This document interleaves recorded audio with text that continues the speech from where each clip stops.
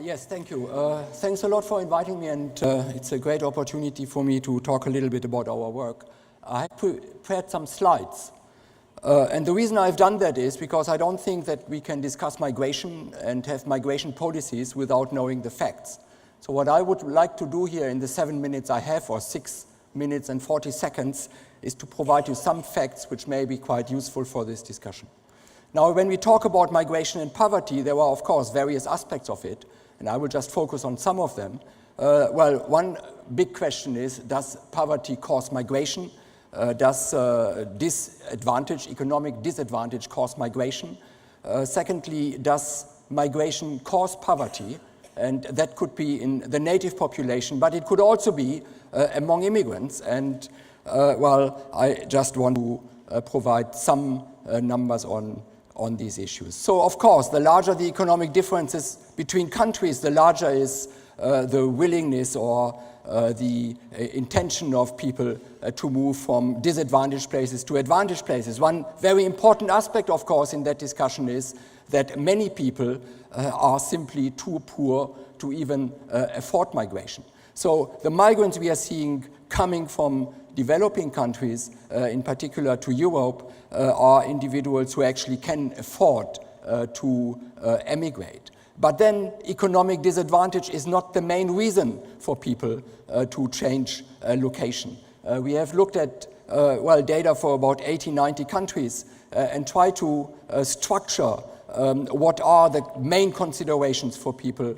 to move their place of nativity and move to other countries. And one thing which is quite striking, looking at Asia, Latin America, Sub-Saharan Africa, is that it is not so much wealth factors, economic disadvantage, but it is concern about security and local services, and in particular about security.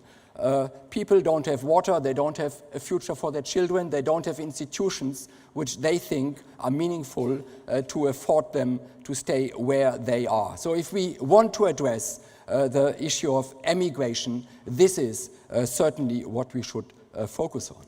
Now, well, let me not talk about that. So one important question, of course, when we now start to structure our migration policies, or for many countries that means in Europe, talk the first time about migration policies, is trying to understand what actually is the situation of the current population of immigrants in European countries. And if we do that, the picture is pretty bleak. So what I have given you here are some slides on how immigrants are actually faring at the moment economically in European countries. This year is the employment differential between immigrants and natives across different European countries. And what you can see is that in every European country, with very few exceptions, immigrants actually have a much lower probability to engage in employment and in the labor market. They are also much more likely to be at the low end of the earnings distribution. So this is where immigrants are focused in, where they are concentrated in the earnings distribution. And what you can see is they are predominantly at the low end of the earnings distribution. Now, very important, of course, when we talk about migration are the children of immigrants. Where are the children of immigrants in the distribution of earnings? Are they in mainly poor households, or are they in richer households? Well, here the picture is even bleaker. So if we look at households where both partners are in the lowest 10% of the earnings distribution, then in countries Belgium, France, Germany, and Italy, this amounts to about 3% of all households.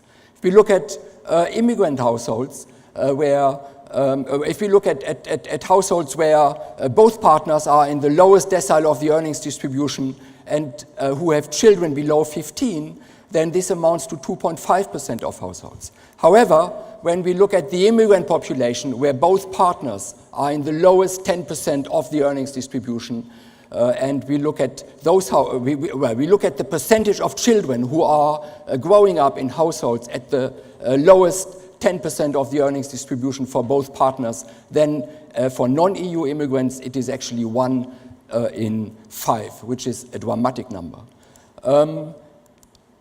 Well, let me just spend the last 3 minutes on refugee migration. Well, we all know we had very large illegal crossings into Europe. This is just data from Frontex, 1.8 million alone in 2015, and 2016 is likely to be slightly lower, but still very substantial compared to the average over the last decade. Well, people come mainly from Syria, Afghanistan, and Iraq.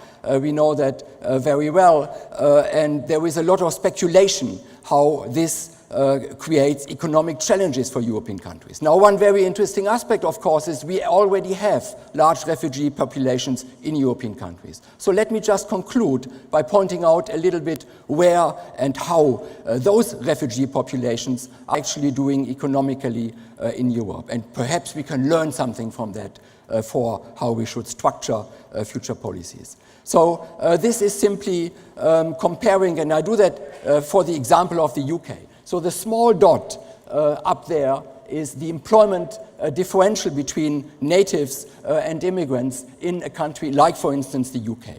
The dot with this large, what we call confidence interval, is the same for refugee migrants. And we can do that for different European countries, and what you see in those figures is compared to non-European migrants, migrants who arrived in each of these European countries as refugees are doing economically far worse. We can now ask the question, where do these refugees are coming from? And can we learn something about those past figures for how we should address future challenges? Well, I have done that in this particular table. These are different origins of refugee and non-refugee immigrants in different European countries. And the figure I would want to point out is basically this one. So refugee immigrants from Northern Africa and the Middle East are given in the second row, have an employment disadvantage of about 32%. That compares to economic immigrants from the same area who have an employment disadvantage of about 18%. Now, that is quite dramatic, and I would think very concerning, because these are precisely refugees we are challenged to integrate into our economies at the moment. And I think we need to be a little bit more proactive in doing that compared how we did that in the past. So let me just conclude, not having much time to talk about this very complex and wide issue. Immigration can be of great advantage for Europe. Of course, it has to be managed well. It is very important, in my view, to have very clear immigration policies that are well understood and also accepted by native populations. If we don't do that, we give rise to populist parties to intervene in this debate, and we have all seen to what that may need. These need to consider not just the short-term economic aspects, but, and I have given you some examples of the long-term economic consequences of policies which don't take that very much into account, but the long-term necessities of economic and social integration. Thank you very much.